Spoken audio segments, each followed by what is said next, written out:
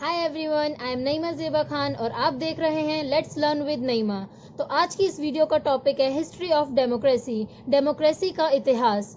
तो अगर आपने इसका फर्स्ट पार्ट और सेकंड पार्ट नहीं देखा है तो मैंने लिंक डिस्क्रिप्शन बॉक्स में दे दिया है, आप उसको ज़रूर देखिए ताकि आपको ये वीडियो और अच्छे से समझ आए। स्टार्ट करते हैं। History of democracy and faces in the expansion of democracy. अगर हमें डेमोक्रेसी की इतिहास को जानना है और डेमोक्रेसी कैसे all over the world expand हुई है तो इसके 3 फेसेस हैं, the beginning, end of colonialism and recent phase. तो फर्स्ट फेज से स्टार्ट करते हैं, द बिगिनिंग। 18th सेंचुरी में, ये हम बात कर रहे हैं यूरोप की, 18th सेंचुरी में मॉडर्न डेमोक्रेसी जो कॉन्सेप्ट है वो आया था 18th सेंचुरी में यूरोप में। फ्रेंच रिवॉल्यूशन ऑफ 1789, ये एक बहुत बड़ा मूवमेंट था, एक ये बहुत बड़ा विद्रोह था। ये हुआ था फ्रांस में 1787 और 1799 के बीच में। इस रिवॉल्यूशन के बहुत सारे कारण थे, जैसे कि वहाँ के लोग, फ्रांस के लोग डेमोक्रेसी लाना चाहते थे कंट्री में, लेकिन इसके अलावा यहाँ पे और भी बहुत सारे कारण थे। तो हम कुछ 2 कारणों को देख लेते हैं। पहला, बर्जुआसी क्लास जो थी, वहाँ की बर्जुआसी क्लास जो थी वो पॉलिटिकल पावर्स चाहती थी। बर्जुआसी क्लास हम कहते हैं मिडिल क्लास को, जैसे मर्चेंट्स, मैन्युफैक्चरर्स, जो प्रोफेशनल्स होते हैं जो मिडिल क्लास में आते हैं उसे हम कहते हैं बर्जुआसी। वो जो थे उन्हें वहाँ पर पॉलिटिकल पावर्स नहीं मिली थी, इसलिए वो पॉलिटिकल पावर्स को चाहते थे। दूसरा रीजन था फ्यूडलिज्म। फ्यूडलिज्म एक सोशल सिस्टम है जिसमें फीडर लॉर्ड्स, जिन्हें अपर कास्ट और हायर रैंक के लोगों को फीडर लॉर्ड्स बोला जाता है, पीजेंट्स को लोअर कास्ट और लोअर क्लास के लोगों को पीजेंट्स बोला जाता है, जैसे small land owners, agricultural labours. तो इसमें फ्यूडलिज्म में फीडर लॉर्ड्स जो होते थे वो पीजेंट्स को एक पीस ऑफ लैंड प्रोवाइड करते थे जिसमें पीजेंट्स वहाँ पे काम कर सकते थे, और इसके साथ साथ फीडर लॉर्ड्स पीजेंट्स को प्रोटेक्शन भी देते थे। तो वो इसके वापस इन रिटर्न क्या चाहते थे? इन रिटर्न पीजेंट से वो ये चाहते थे कि वो जो भी काम करते हैं उस लैंड पे, जितना भी प्रोड्यूस होता है उसका कुछ परसेंट जो है वो फीडर लॉर्ड्स को देंगे और उनके लिए वो काम करेंगे उस लैंड पे। और कभी भी अगर कोई भी वॉर होगी, वहां पर वॉर होगी तो उनके लिए वो लड़ेंगे। बहुत सारे ऐसे पीजेंट्स थे जिनकी खुद की लैंड थी फ्रांस में, तो इसकी वजह से उनका जो स्टैंडर्ड ऑफ लिविंग था, जो उनके रहन सहन का तरीका था और जो एजुकेशन थी वो इम्प्रूवमेंट हुई। इसीलिए वो जो ये फ्यूडलिज्म का जो कॉन्सेप्ट था, ये जो फ्यूडलिज्म था, इससे वो छुटकारा चाहते थे। तो आपने 2 रीजंस देखे कि इन रीजंस के वजह से ये फ्रेंच रिवॉल्यूशन हुआ था, इसीलिए। लेकिन ये जो इतना पॉपुलर हुआ था ये मूवमेंट, इसके बावजूद भी यहाँ पर डेमोक्रेसी जो थी वो सिक्योर और स्टेबल नहीं थी। पूरे 19th सेंचुरी में जो डेमोक्रेसी थी फ्रांस में वो ओवरथ्रोन हुई और रिस्टोर हुई बार बार, मतलब बार बार डेमोक्रेसी बनी, बार बार टूटी, फिर वापस से रिस्टोर भी हुई बार बार डेमोक्रेसी। फ्रेंच रिवॉल्यूशन ने बहुत सारे यूरोप में बाकी कंट्रीज को भी इंस्पायर्ड किया था कि वो भी डेमोक्रेसी के लिए लड़ें, डेमोक्रेसी के लिए स्ट्रगल करें। तो हम फॉर एग्जांपल, अगर हम एग्जांपल के तौर पे देखें तो हम ब्रिटेन की बात करते हैं। Britain means UK. मैंने बताया था आपको कि यूके में 4 कंट्रीज आती हैं, Scotland, England, Wales and Northern Ireland. उस टाइम पे यूके को ब्रिटेन बोला जाता था। तो यहाँ पे जो डेमोक्रेसी का प्रोग्रेस था वो फ्रेंच रिवॉल्यूशन के होने से पहले ही स्टार्ट हो चुका था, लेकिन जो प्रोग्रेस था वो बहुत धीमा था, बहुत स्लो था वो। 18th और 19th सेंचुरी के बीच में इतने सारे जो भी पॉलिटिकल इवेंट्स हुए थे उनने मोनार्की मीन्स किंग का रूल और फ्यूडल लॉर्ड्स, हमने जो पीछे पढ़ा फ्यूडलिज्म, उसको बहुत उनकी पावर्स को रिड्यूस किया। लेकिन वहां पे राइट टू वोट जो था वो, और राइट टू वोट ज्यादा से ज्यादा लोगों को दिया गया। नॉर्थ अमेरिका में जितनी भी ब्रिटिश कॉलोनीज थी, कॉलोनीज का मतलब होता है एक ऐसी टेरिटरी जिसमें किसी और स्टेट का कंट्रोल होता है। तो नॉर्थ अमेरिका में जितनी भी कॉलोनीज थी वो ब्रिटिश कॉलोनीज थी, उनमें ब्रिटिशर्स का, अंग्रेजों का राज था। तो वहां पर 1776 में उन कॉलोनीज को इंडिपेंडेंस मिला। फिर ये कॉलोनीज जो थी, जितनी भी कॉलोनीज थी नॉर्थ अमेरिका में, वो एक साथ मिलके क्या बनी? यूनाइटेड स्टेट्स ऑफ अमेरिका बनी। यूनाइटेड स्टेट्स ऑफ अमेरिका ने डेमोक्रेटिक कॉन्स्टिट्यूशन को अडॉप्ट किया कब? 1787 में। वहां पे लेकिन जो राइट टू वोट था वो बहुत लिमिटेड था, कुछ मतलब लिमिटेड था वहां पे राइट टू वोट। वहां पे क्या था कि ब्लैक लोग से जिनकी स्किन ब्लैक थी उनको वोट करने का अधिकार नहीं था। 19th सेंचुरी में जितने भी लोग डेमोक्रेसी को लाना चाहते थे वो डेमोक्रेसी के साथ साथ पॉलिटिकल इक्वालिटी, फ्रीडम और जस्टिस को भी लाना चाहते थे। वहाँ पे बहुत बड़ा एक मेजर डिमांड जो थी, सबसे बड़ी जो डिमांड थी वो क्या थी? Right for every adult citizen to vote. अभी हम आगे देखेंगे कि अडल्ट सिटीजन किसे कहते हैं। यूरोपियन कंट्रीज में क्या था, किन लोगों को राइट टू वोट दिया गया था? सिर्फ जिन लोगों के पास खुद की प्रॉपर्टी होती है, जिन लोगों के पास जमीन होती है खुद की, वही लोग सिर्फ वोट दे सकते थे।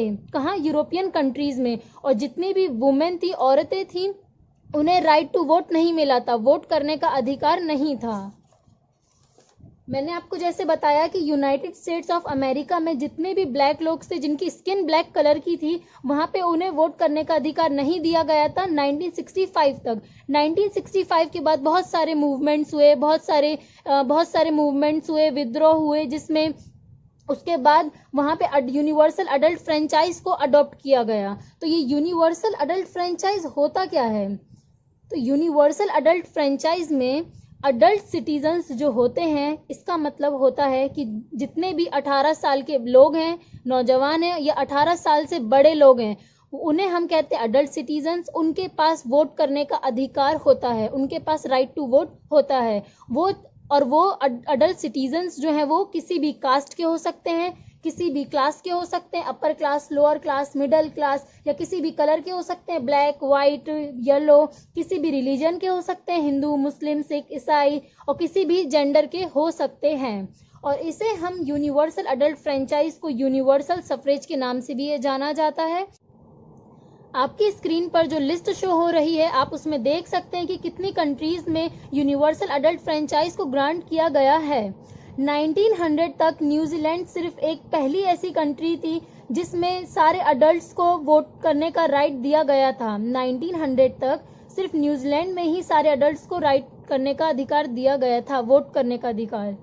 अब हम सेकंड फेज की बात करते हैं। सेकंड फेज है एंड ऑफ कॉलोनियलिज्म। जब कॉलोनियलिज्म का एंड हुआ, कॉलोनीज को जब आज़ादी मिली, जब कॉलोनीज का एंड हुआ, तो हम बात करते हैं एशिया और अफ्रीका में बहुत सारी कंट्रीज थी जिसमें यूरोपियन नेशंस का कंट्रोल चलता था।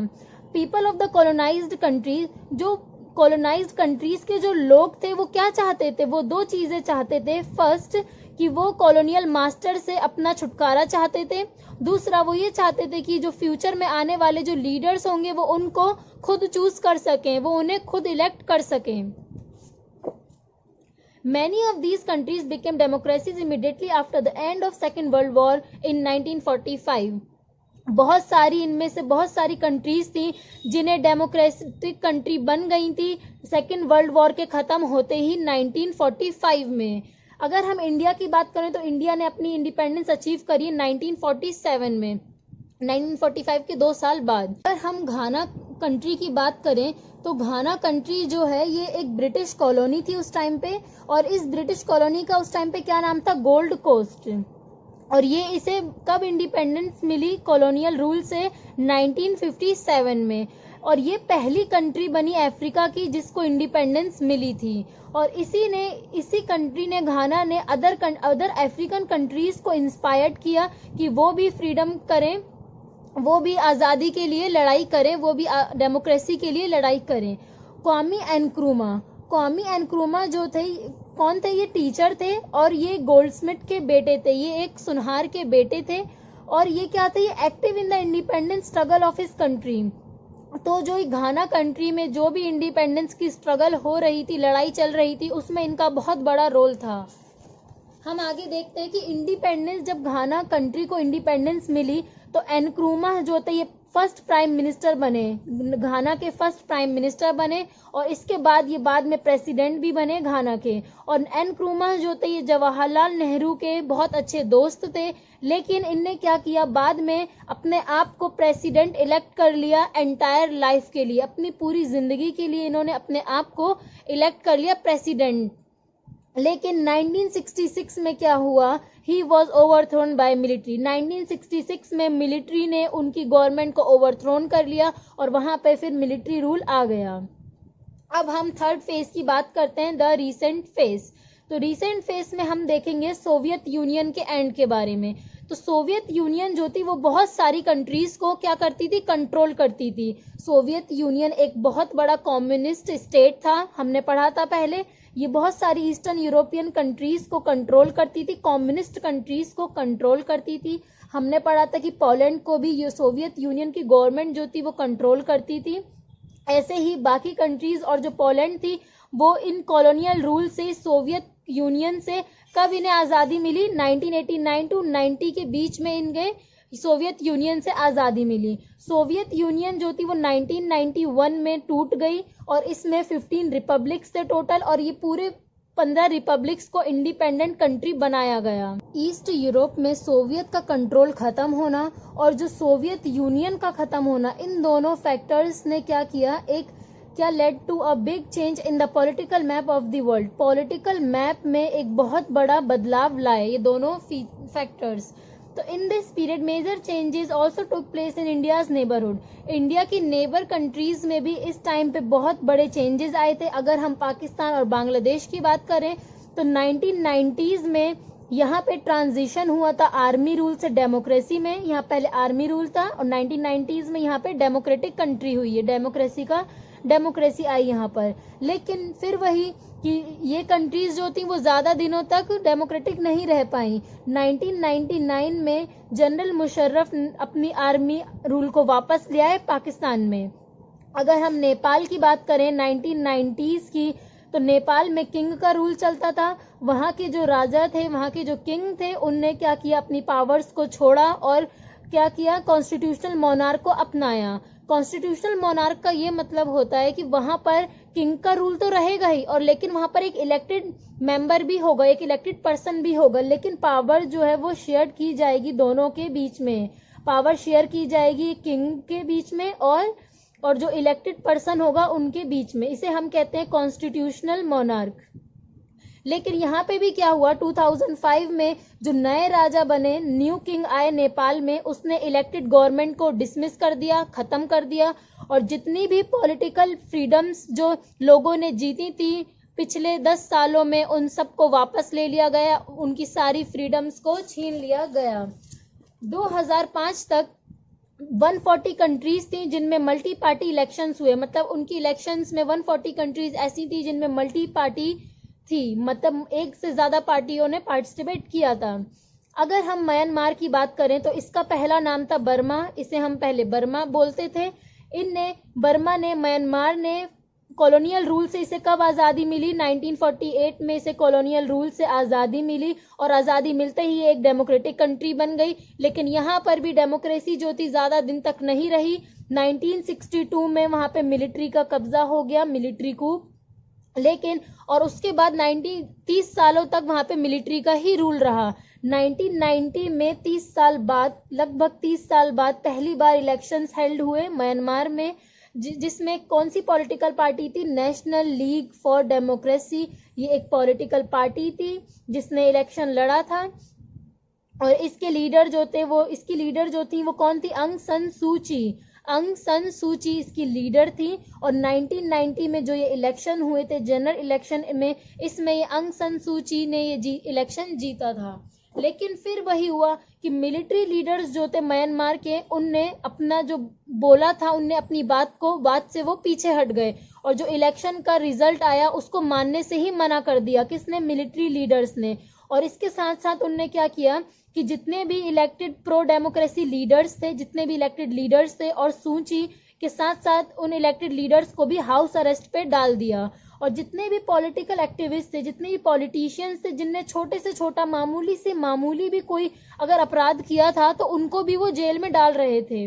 और अगर कोई भी इंसान पब्लिकली अगर पकड़ा गया, अगर ये देखा गया कि वो पब्लिकली, मतलब पब्लिक में कोई भी स्टेटमेंट दे रहा है या कोई भी स्पीच दे रहा है किसके खिलाफ, उस रिजाइम के, उस शासन के, उस मिलिट्री रूल के खिलाफ अगर कोई भी स्टेटमेंट दे रहा है तो उसको 20 साल से भी ज्यादा की सजा दी जाएगी, 20 साल से भी ज्यादा उसे जेल में रखा जाएगा।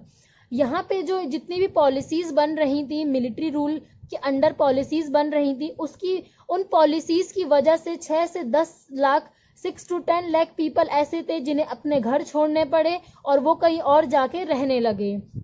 लेकिन इन सब के बावजूद भी सूची जो थी उनने हाउस अरेस्ट में होने के बावजूद भी जो डेमोक्रेसी के लिए कैंपेन था, जो डेमोक्रेसी के लिए अभियान चल रहा था, उसको नहीं छोड़ा, उसको कायम रखा। और इसी वजह से कि वो पीस चाहती थी, कंट्री में पीस लाना चाहती थी, इसीलिए उन्हें नोबेल पीस प्राइज भी मिला। 2015 में सू ची की political party national league for democracy ने एक बहुत बड़ी लैंडस्लाइड विक्ट्री पाई, एक बहुत बड़ी जीत पाई। लेकिन अभी रिसेंटली 2021 में वहां पे मिलिट्री ने इनकी गवर्नमेंट को ओवरथ्रोन कर लिया है और सू ची को डिटेन कर लिया गया है और अभी भी वहां पर प्रोटेस्ट चल रहे हैं अपनी कंट्री में डेमोक्रेसी को वापस लाने के लिए। आज की इस वीडियो में हम इतना ही पढ़ेंगे। अगर आपको ये टॉपिक समझ आया हो और ये वीडियो हेल्पफुल लगी या इन्फॉर्मेटिव लगी तो please give it a big thumbs up और like and don't forget to like and share. Okay, bye.